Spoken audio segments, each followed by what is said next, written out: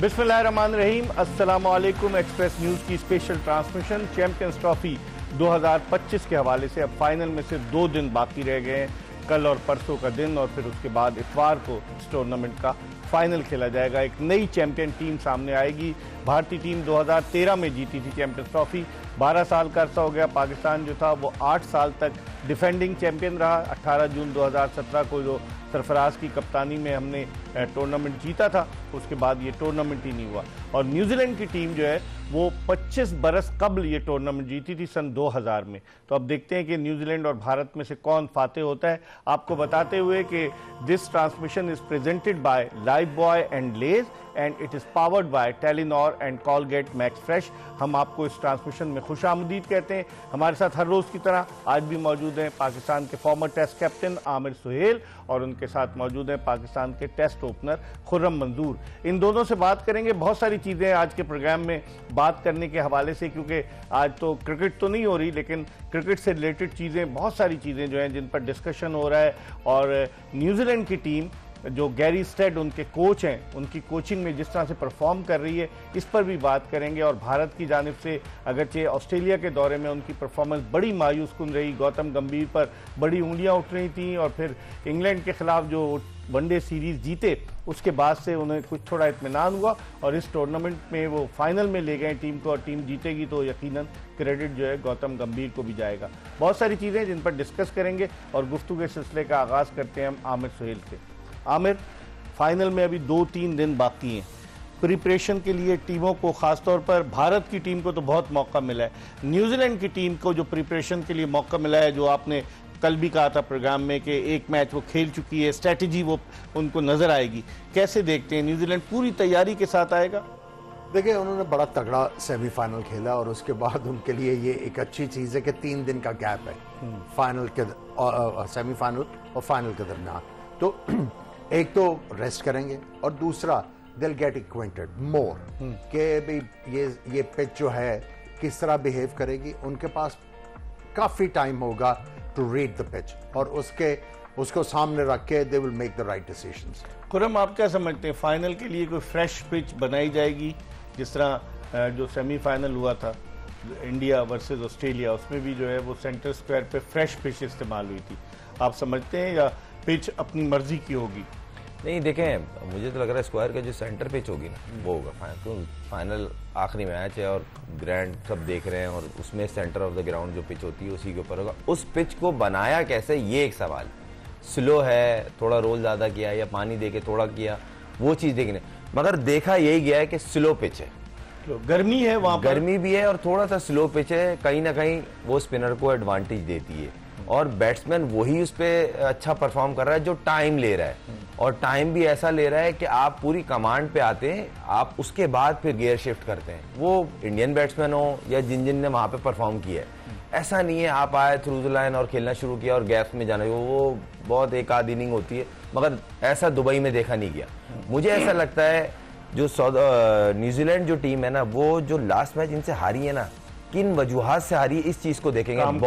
Bowling में ये हारे हैं, बॉलिंग की बेसिक रीजन जो थी ना वो बॉलिंग थी इनकी, वो ये कहीं ना कहीं अपनी मीटिंग में डिस्कस करेंगे कि हमारे जो बीच में है ना, स्पेशली 20 ओवर से 40 ओवर के बीच में जो ओवर्स है उनको किस तरह हाँ उसको किस तरह उन्होंने ऑर्गेनाइज करना है अपनी बॉलिंग में, वो इनका लिए एक मैटर बन रहा है उनके आगे, क्योंकि इनके 2 ऑफ स्पिनर हैं और वो ऑफ स्पिनर पे चार्ज करते हैं।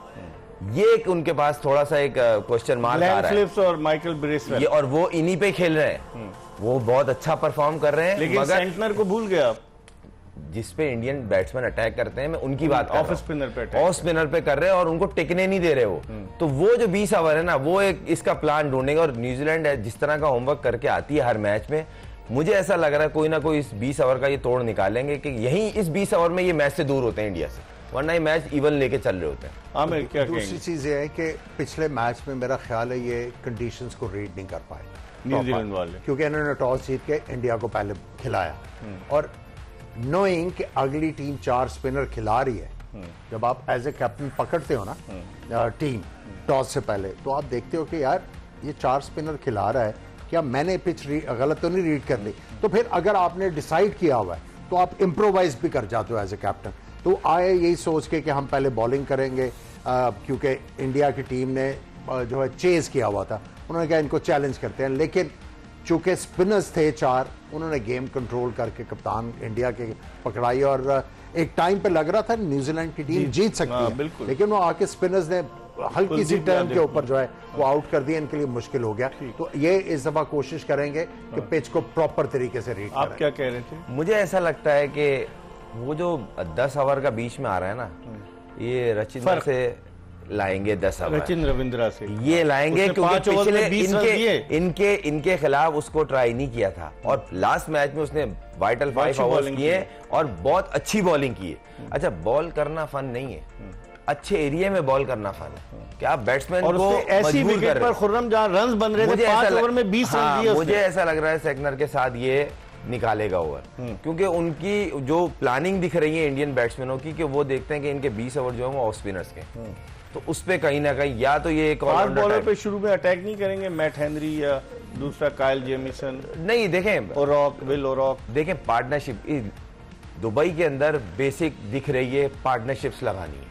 देखें एक रोहित तो है ही ना, वो तो खेल रहा है ना फुल फ्लैश, उसको तो बोलना ही नहीं पड़ रहा ना।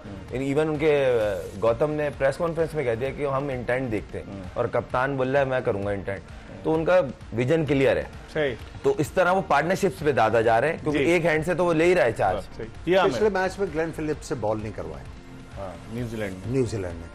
आई थिंक जो करने की जरूरत है, अगर वो इनके ऊपर अटैक कर रहे हैं ब्रेसवेल के ऊपर, आई थिंक जो ब्रेसवेल ने पिछले मैच में किया, उन्होंने बहुत तेज गेंद करने की कोशिश कर दी।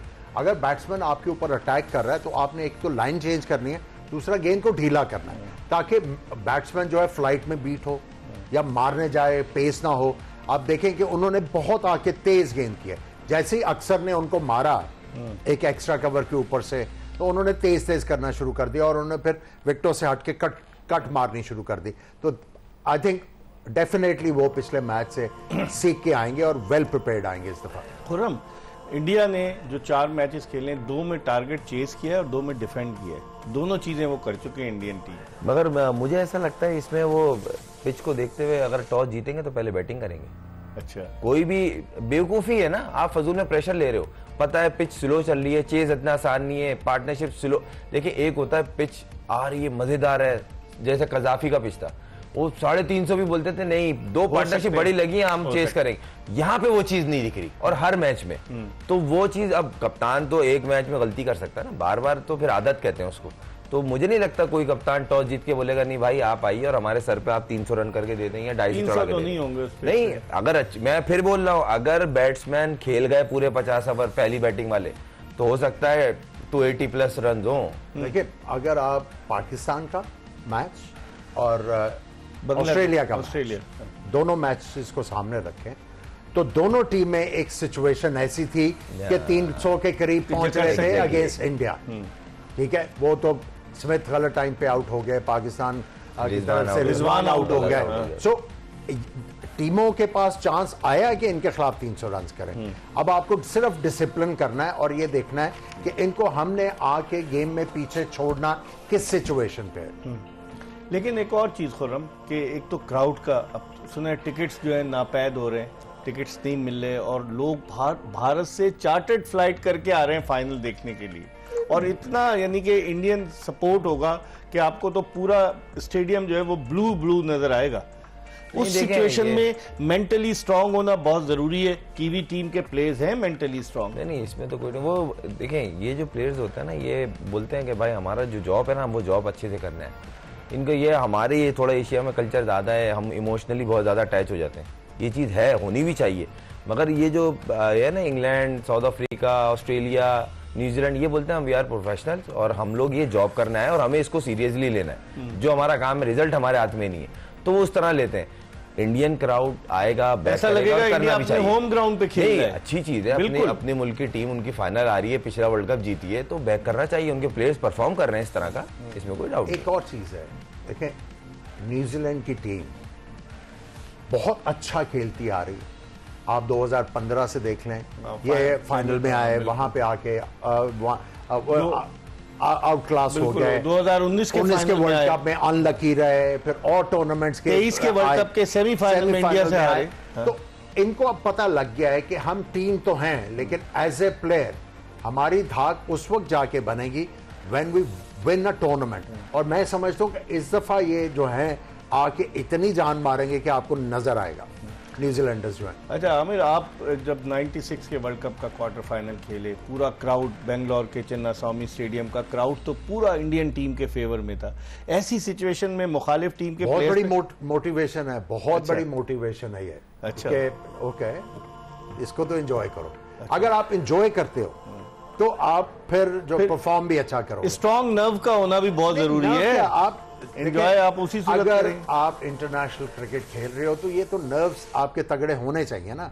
ये जब आप बड़े मैच खेलते हो, और मैंने जो सीखा वो ये था कि आपने जितना बड़ा मैच हो, आपने अपनी ए गेम खेलनी, आपने अपने दिमाग में कोई चीज नहीं आने देनी कि ये मेरी एबिलिटी है, मैंने इससे पीछे नहीं हटना और यही करना मैंने, और उसमें आपको कामयाबी मिलती है। उस क्वार्टर फाइनल में आपने अपनी ए गेम तो खेली, लेकिन आप जज्बाती हो गए। अगर आप खड़े हो जाते तो पाकिस्तान जीत जाता। जज्बाती क्या हुआ है जी? वेंकटेश प्रसाद की गेंद पर एक जिन लोगों को समझ नहीं है ना, वो ये बात करते हैं। हाँ। भाई वो कहते हैं कि आमिर कैप्टन था, वसीम अकरम नहीं खेल रहा था, तो आमिर के ऊपर बहुत जिम्मेदारी आई। गेंद अच्छा किया उसने, कोई ये भी बात कर ले, लेकिन मारा भी तो आपने। क्या जज्बाती क्या कि निकल के आपने पहले उसको टॉन्ट किया ना। आप जो हैं वो बॉलर के साथ तो करते रहते हैं ना। क्या हमने एक दूसरे का सर फाड़ दिया था क्या? लेकिन आपने उसको इंस्टिगेट किया था ना। इंस्टिगेट क्या किया था जी? आप कोशिश कर रहे थे कि किसी तरीके से आप रन्स करें, क्योंकि आपको ये भी पता था कि एक ओवर आपका कटा हुआ है, उसके बाद आके ठका लग गया एक तरफ से, आपका मोमेंटम टूट रहा था। आपने 100 चीजें देखनी होती है ना, जज्बाती नहीं होता बंदा।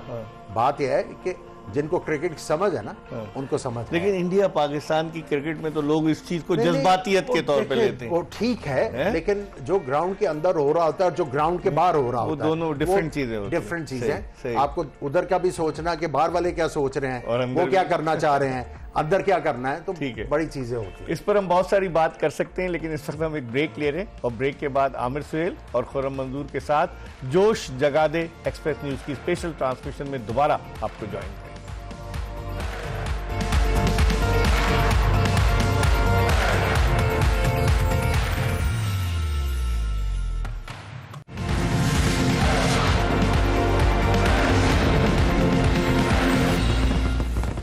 Welcome back after the break. आप देख रहे हैं एक्सप्रेस न्यूज की स्पेशल ट्रांसमिशन जोश जगा दे, और इस ट्रांसमिशन में हम सिर्फ और सिर्फ क्रिकेट की बात करते हैं बजाय किसी और तरफ जाने की, लेकिन क्रिकेट की बात ज़रूर करेंगे आज के शो में। और ख़ास बात यह है कि पाकिस्तान के फॉर्मर कैप्टन बाबर आजम के वालिद ने एक स्टेटमेंट जारी किया है।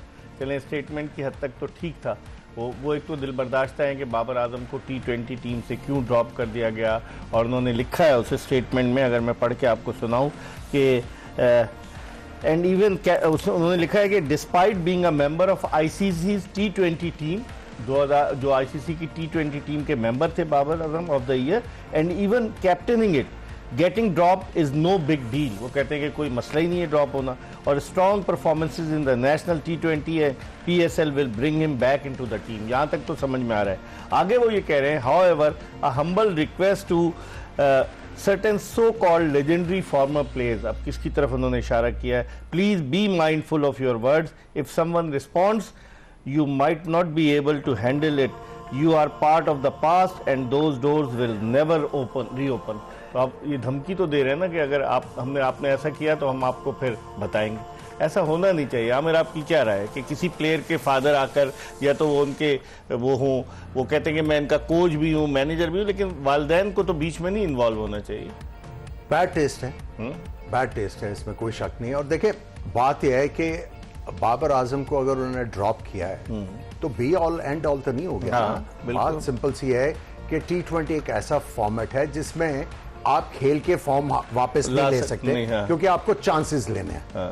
वनडे क्रिकेट आपको चांस देती है, आप 50 ओवर करें। एक इनिंग्स में किया भी यहाँ पे, जब इन्होंने आई थिंक कौन सी टीम के खिलाफ 60 किया है चैंपियंस ट्रॉफी में, न्यूजीलैंड के खिलाफ, ठीक है, आपको चांस मिलता है, आप आराम से खेल के अपनी फॉर्म और कॉन्फिडेंस 90 बॉल्स पे 69। एग्जैक्टली। सो बात यह है कि ड्रॉप होना कोई बात नहीं है। और देखें, अगर कोई उनको अगर उनके बारे में बात भी कर रहा है तो उनकी भलाई के लिए कर रहा है ना। इवेंचुअली हर बंदा फील कर रहा है कि रन्स क्यों नहीं कर रहा बाबर। कुछ लोग उसके बारे में प्यार से बात कर रहे हैं, कुछ लोग के दिमाग में ये है कि यार ये ही is a far superior player than this, फिर वो क्रिप करते हैं, वो क्रिप करते हैं कि यार ये कर क्यों नहीं रहा। सो हर किसी के इमोशंस इन्वॉल्व हैं और उसमें मेरा ख्याल है माइंड करने की जरूरत कोई नहीं। लेकिन हमने देखें हमने कितना सपोर्ट किया बाबा, बिल्कुल आप मेरे पीछे पड़ जाते थे कि यार क्या हो गया, ठीक है। लेकिन बात यह है कि भाई अगर कोई थोड़े से हार्श वर्ड्स यूज कर रहा है, वो उसकी जान नहीं ले रहा, वो उसकी भी ख्वाहिश है कि शायद इसको थोड़ा सा जोश देके इससे अच्छी परफॉर्मेंस ले ले। सो नोबडी मीन्स बैड, लेकिन एक्सपेक्टेशंस तो रिजवान ने बढ़ा दी ना। उसने कहा किंग कर लेगा, तो लोगों ने एक्सपेक्टेशन लोगों की बहुत हो गई कि रिजवान ने किंग का खिताब दे दिया। फिर हसन अली आ जाते हैं मैदान में, वो कहते हैं हमारा किंग है। तो ये भी तो चीजें हैं ना, ये भी तो खराब करने वाली चीजें हैं। देखिए एक रेपुटेशन बनी हुई है ना, तो फिर एक प्लेयर को जो है ना फिर थोड़ा सा चैलेंज भी लेना होता है ना कि भाई अब मुझे सारे कह रहे हैं किंग, और लेकिन टाइमिंग और थी ना, इस वक्त उनकी फॉर्म नहीं थी। और जब उनकी फॉर्म नहीं लगी हुई, आपको चाहिए कि उसको सपोर्ट करना है कि हाँ ये कर देगा, ये कर देगा। और जब वो नहीं करता फिर आप क्रिटिसाइज करोगे तो वो और प्लेयर जो है नीचे गिरता। लेकिन उसमें ये अच्छी चीज़ है कि आप ब्रेक लेके फर्स्ट क्लास क्रिकेट खेलो जाके, और जाके वो तो कितने साल से नहीं खेला है फर्स्ट क्लास क्रिकेट। सिंपल सी है कि जब ग्राहम कोच वो खेल सकता है, नहीं वो फॉर्म में नहीं थे, उनके कोच ने कहा कि जाके स्कूल बॉयज के साथ क्रिकेट खेलो। उन्होंने 70 रन किए और आके उनकी फॉर्म वापस आ गए।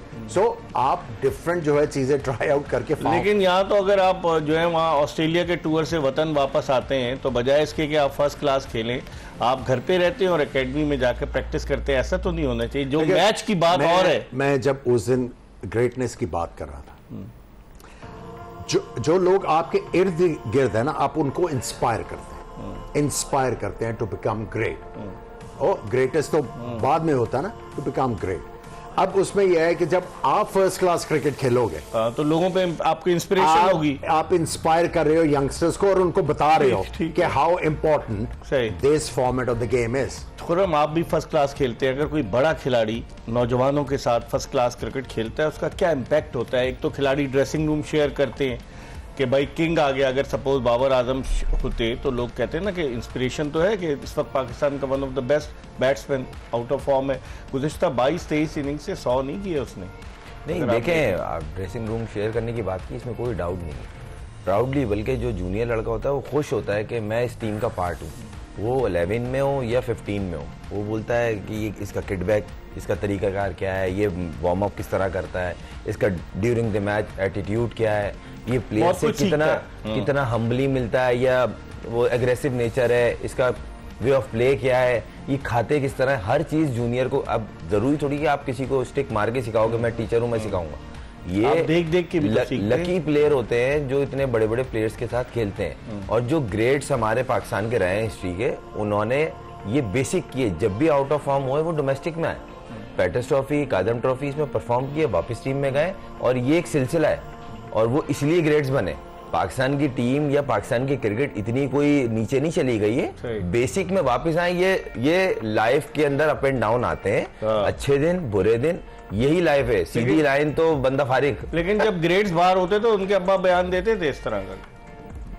मैं तो इसमें स्पीचलेस। मैं जब खेला फर्स्ट क्लास तो मेरे पहले कप्तान थे पीजे में, अच्छा, परवेज जमील में वो जब खेल रहे थे, उनका एम्फसिस जो था वो फील्डिंग के ऊपर बहुत ज्यादा था। हमें उस वक्त पता लगा कि फील्डिंग कितनी इंपॉर्टेंट है। फिर आई वाज वेरी लकी, अल्लाह ताला जन्नत नसीब करे, वसीम हसन राजा साहब, उनके साथ वो मेरे कप्तान थे। ही आस्क्ड मी, उन्होंने जब मुझे फास्ट बॉलर्स को खेलते देखा, उन्होंने कहा तुम ओपन करो। मैं उनका कहा मैं नेट में नहीं बॉल नहीं खेलता, तो आप मुझे ओपन, या तुम कर लोगे, अगर तुमने पाकिस्तान खेलना है ओपन करो। Then I was very fortunate to play with Younis Ahmed, क्या प्लेयर थे वो, लेफ्ट हैंडर।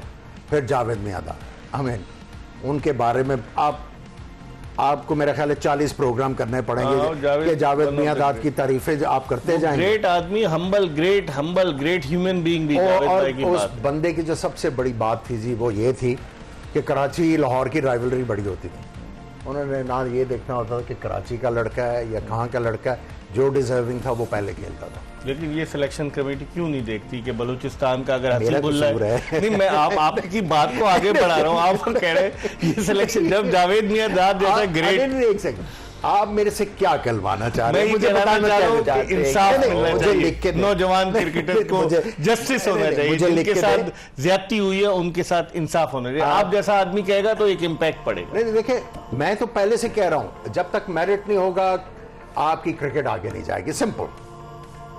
और प्लेयर्स को जिस तरह सिलेक्शन हुआ और देखिए, ये जो हमने अभी बात की है कि इंस्पायर करना, हमारे ये जो बड़े नाम है ना, जब ये फर्स्ट क्लास क्रिकेट खेलेंगे, ये छोटे लड़कों को इंस्पायर करेंगे। हो सकता है ये, जिस तरह मुझे वसीम हसन राजा साहब ने कहा कि तुम ओपन करो, हो सकता है ये टैलेंट देख के उसको ट्रांसफॉर्म ही कर दें। लेकिन अब इतने बड़े प्लेयर हैं बाबर आजम के अलावा, खुर्रम बताए मुझे। नहीं, अब रिजवान है, देखें और कौन है स्टार? नहीं, जैसे एक जमाने में टीम में जबरदस्त किस्म के सुपरस्टार्स होते थे। वो तो खैर उनकी तो खैर 90s के एरा में, 2000 के एरा नहीं कर में सकते, मगर ये कि आप पाकिस्तान टीम से जब आते हैं ना, डोमेस्टिक की किसी भी इवेंट की किसी भी टीम में जब पार्ट बनते हो, आपका एक इम्पैक्ट होता है यार, पाकिस्तान टीम का प्लेयर आना, ये नेचुरल सा रिएक्शन है। लड़कों पे एक एक्साइटमेंट होती है ना लड़कों। जब मैं पाकिस्तान नहीं खेला था और जब कोई पाकिस्तान टीम का स्टार हमारी टीम में आता था, तो हमें एक्साइटमेंट थी कि यार सुबह हम उनके साथ वार्म अप होगा, मैच में हम फील्डिंग उनके साथ करेंगे, उनके सामने कुछ अलग करने के दिखाने की कोशिश। ये एक प्लेयर में होती है। तो जरूरी नहीं है आप बहुत बड़े ब्रांड हो, आप यही बहुत है कि आप पाकिस्तान टीम से डोमेस्टिक की टीम में आके पार्ट बन रहे हो, आपको देख के ही सीखेगा। लेकिन पाकिस्तान क्रिकेट बोर्ड ने तो लाजमी करार दिया ना कि खिलाड़ी जो है खेलना चाहिए, वो डोमेस्टिक क्रिकेट खेले, खेलना चाहिए और आपको डोमेस्टिक को वैल्यू देना पड़ेगी। इवन डोमेस्टिक के अंदर जो भी पाकिस्तान टीम का अगर कोई इवेंट नहीं है, कोई सीरीज नहीं है और प्लेयर फ्री है, तो डोमेस्टिक चल रही है तो उसको खेलना चाहिए। जब इंडियन विराट कोहली, हम बोलते हैं ना हम ऑस्ट्रेलिया को फॉलो कर रहे हैं, हम इंडिया को, भाई उनका कल्चर तो देखो। विराट कोहली मैच खेलने गया है, भले उसने अंडा किया हो, लेकिन पब्लिक कितनी आई और क्यों आई, वो लड़के, वो मैच की हाइप कितनी बनी है, उन प्लेयरों में क्या एक्साइटमेंट, उसकी खुशी देखी आपने। उसने ड्रेसिंग रूम में गया, उसने वो बॉल साइन कराई, जिस बॉल से उसने बॉल करके उसको आउट किया था बॉलर ने। बड़ी बात, ये क्लिप वायरल हुई है। तो ये एक्साइटमेंट है। बाबर आजम एक बड़ा नाम है हमारे पाकिस्तान टीम का। बस खुर्रम ने और आमिर सुहेल ने यही मशवरा दिया उनके अब्बा को कि आप जो है वो क्रिकेट पर, बाबर आजम को क्रिकेट पर तवज्जो देने दें, और इस तरह के बयानात देंगे तो इससे एक बैड टेस्ट आएगा। आमिर कह रहे हैं इससे फिर वो एक इम्प्रेशन गलत जाता है। ठीक है, बाबर का अभी करियर नहीं ख़त्म हुआ, 2015 में आया, अभी 10 साल हुए, अभी उसने और क्रिकेट खेलनी है। लेकिन इस तरह की चीज़ें करके न सिर्फ ये कि आप उसकी नेक नामी को नुकसान पहुँचा रहे हैं, बल्कि अपना भी नुकसान कर रहे हैं। हम एक ब्रेक की तरफ बढ़ रहे हैं और ब्रेक के बाद दोबारा आमिर सुहेल और खुर्रम मंजूर के साथ आपको ज्वाइन करेंगे।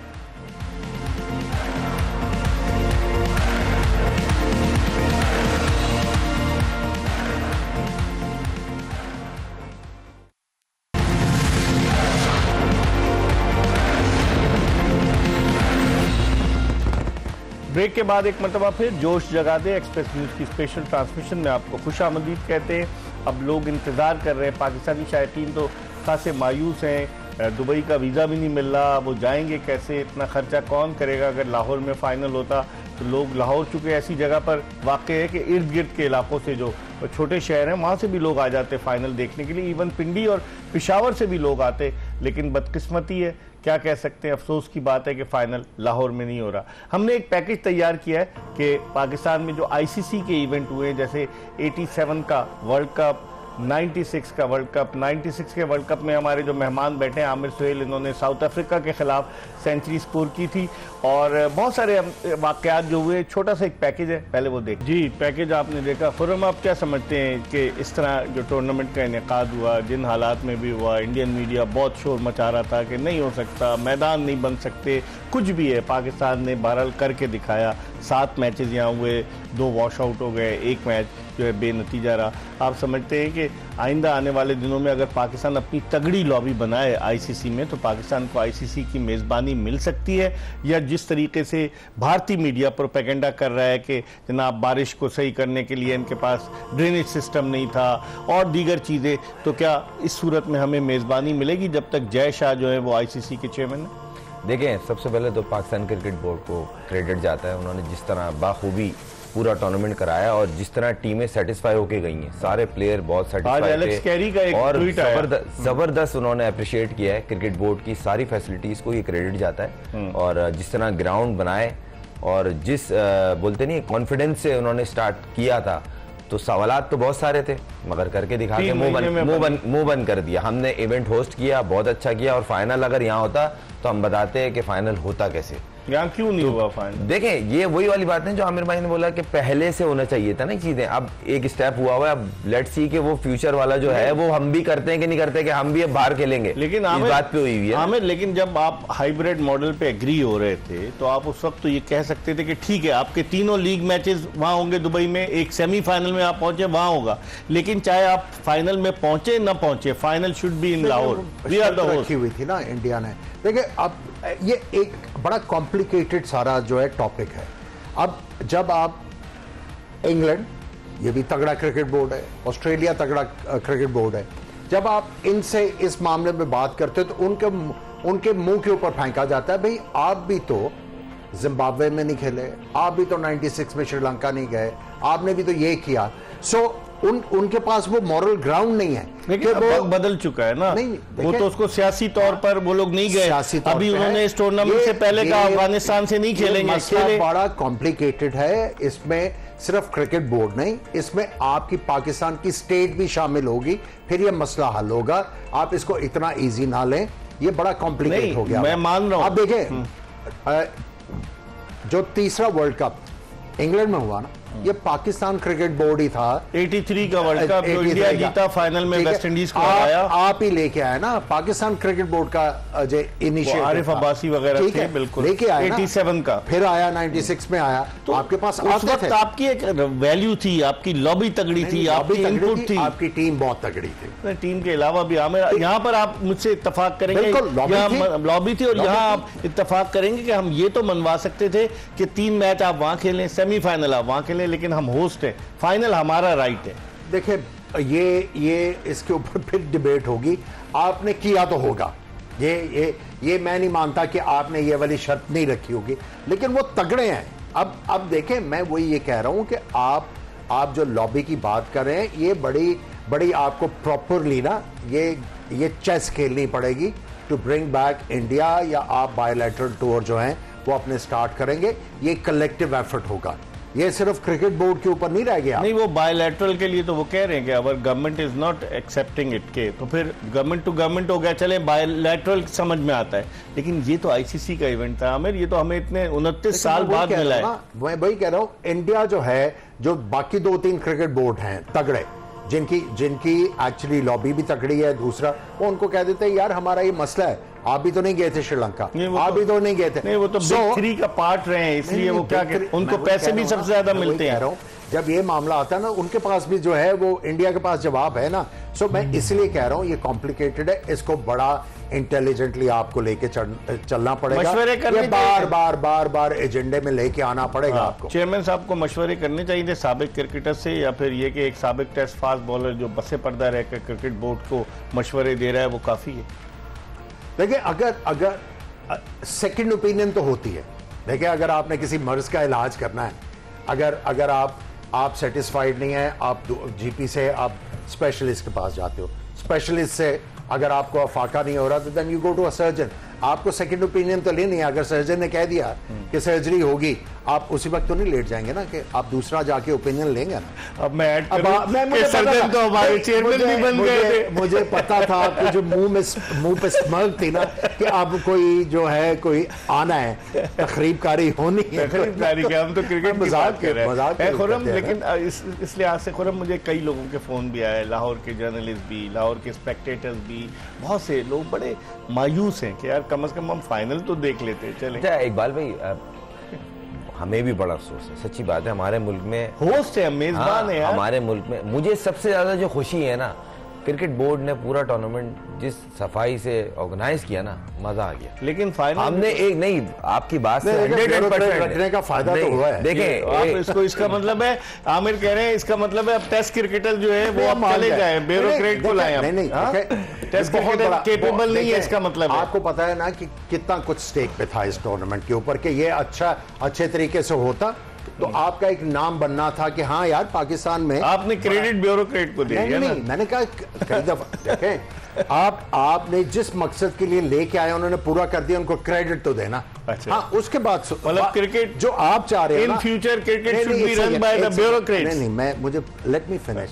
अब उन्होंने बहुत अच्छा काम कर दिया, अब अगला स्टेप सोचे। अब अपनी वापस जाए अपनी उधर जहां से आए। मैं आप तो कह रहे अच्छा काम कर दिया। इसी नोट पर हम एक ब्रेक ले रहे हैं और ब्रेक के बाद एक मरतबा फिर आमिर सुहेल और खुर्रम मंजूर के साथ आपको ज्वाइन करेंगे। Stay tune to express.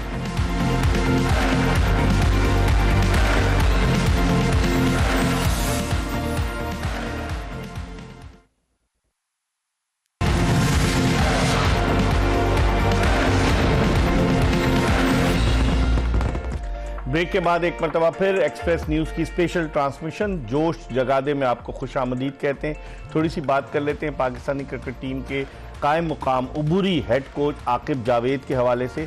Aqib Javed जिनका करियर जो था वो इसलिए प्रोलॉन्ग नहीं हो सका कि उन्होंने कुछ लोगों के खिलाफ आवाज़ बुलंद की, और एक इंटरव्यू में उन्होंने मुझे कहा कि मोहम्मद यूसुफ उनके साथ रूममेट थे, तो जब वो उनसे बात तक नहीं करते थे, आके कंबल ओढ़ के सो जाते थे और उनसे बात नहीं करते थे, इसलिए कि उनको हिदायत थी कि इससे बात नहीं करना। तो आकिब जावेद ने इसमें कोई शक नहीं कि उसने कुर्बानी तो दी, अपने कैरियर की कुर्बानी दी। आकिब जावेद हुए, राशिद लतीफ़ हुए, आमिर सुहेल हुए, ये सब ऐसे लोग हैं जो सच को सच कहने में कोई आर महसूस नहीं करते।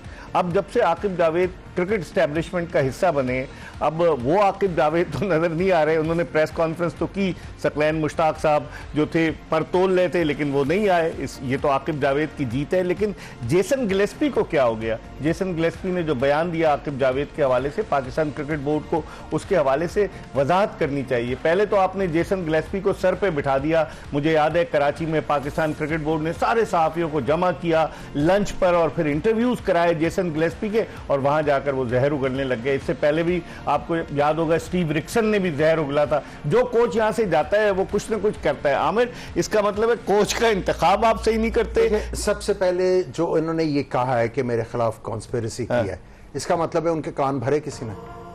किसने भरे होंगे? किसने भरे होंगे? पाकिस्तानी ने या ऑस्ट्रेलियन ने? देखें, जो वो पाकिस्तान में था ना, पाकिस्तान का कोच था ना, उसके किसी ना किसी ने कान भरे होंगे। उसके बाद अनसेरेमोनियस था ना उनका जाना। बिल्कुल।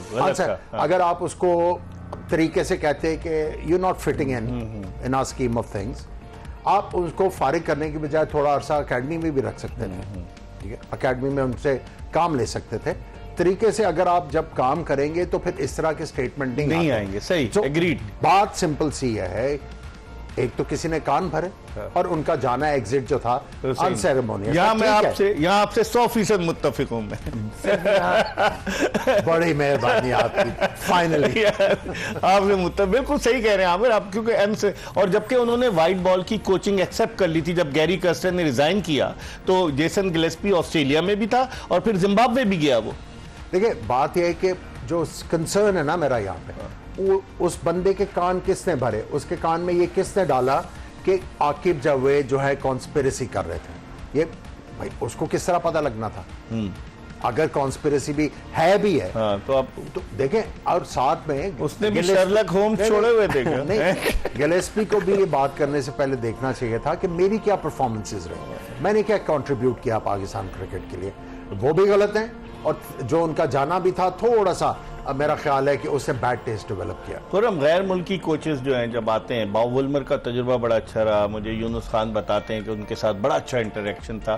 पाकिस्तान के कई कोच आए, रिचर्ड पाइबस से शुरू करें, रिचर्ड पाइबस आए, जेफ लॉसन आए, डेव वॉटमोर आए, उसके अलावा बॉब वुलमर आए, ग्रांट ब्रैडबर्न आए, बेशुमार मिकी आर्थर आए, जेसन गिलेस्पी आए, गैरी कर्स्टन, एक तवील फहरिस्त है जो पाकिस्तान आए कोचेस।